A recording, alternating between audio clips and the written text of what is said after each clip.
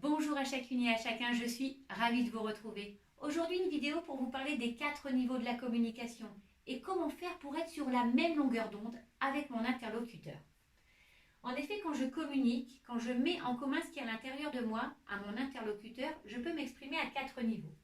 Au niveau des faits, voilà, nous sommes tel jour, à telle heure, c'est factuel. Les ressentis, c'est ce que je ressens dans mon corps.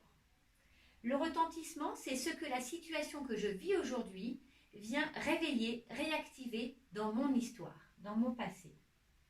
Les idées, c'est tout ce que je me dis, tout ce que je me raconte, toutes mes croyances qui sont dans ma tête. Alors nous allons voir qu'effectivement, quand je communique avec quelqu'un, il va être important d'être sur le même niveau. Sinon, nous ne nous entendons pas. Je vais donner des exemples. Imaginons, c'est une maman qui est en relation avec son fils.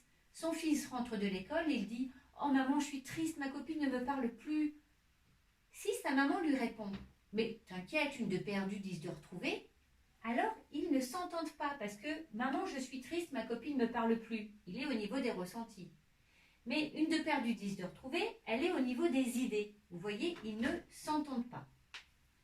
Ensuite, un autre exemple. Imaginons, c'est une femme qui est en relation de couple avec son mari.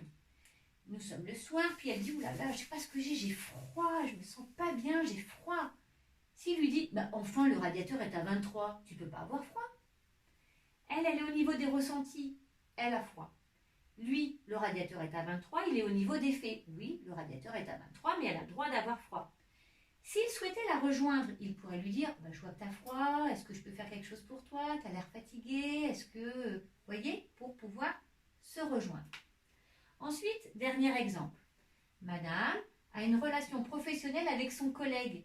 Et la semaine dernière, elle lui a confié qu'elle avait enfin eu l'augmentation qu'elle souhaitait. Elle lui a confié tel un secret. Et lui, il arrive 3 jours après en lui disant « Au fait, je me suis permis de dire à Monique que tu avais eu ton augmentation. Qu'est-ce qu'on est content pour toi ?» Donc lui, il est au niveau des faits. Il a raconté à Monique.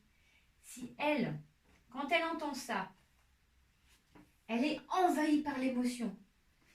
Peut-être qu'elle a un ressenti de trahison. C'est parce que typiquement, nous sommes dans le retentissement. C'est-à-dire que le propos qu'il a eu, j'ai été dire à Monique, le comportement qu'il a eu, vient appuyer sur une zone sensible de son histoire. En effet, elle, dans son histoire, elle a vécu une trahison par sa sœur qui avait révélé un secret à la table familiale. Ça avait créé une zone sensible chez elle, et lui, avec son comportement de répéter à Monique qu'elle avait eu l'augmentation, pif, ça vient appuyer sur la zone sensible, ça génère une émotion, et le ressenti de trahison est de nouveau là. Donc lui, il est dans les faits, elle dans le retentissement, ils ne peuvent pas se rejoindre.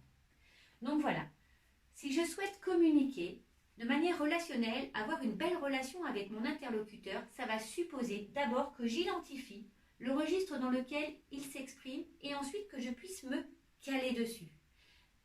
Voilà, cette vidéo est terminée. J'espère qu'elle vous a plu. N'hésitez pas à me poser des questions si vous en avez. Je vous remercie et je vous dis à bientôt.